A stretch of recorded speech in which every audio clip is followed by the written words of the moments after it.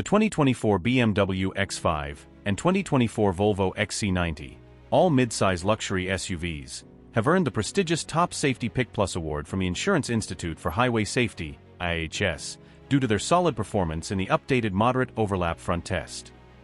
Performance ratings: BMW X5, good rating.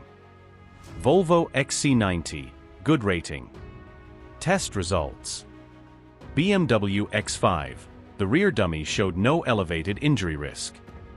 Rear restraints controlled the dummy's motion well, although the dummy's head came closer to the front seatback than desired.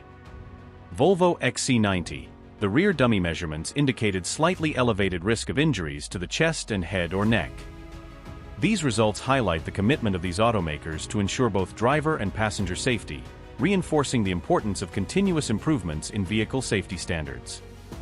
Additional safety features: BMW X5, standard front crash prevention system with a good rating in the pedestrian evaluation and acceptable headlights across all trims.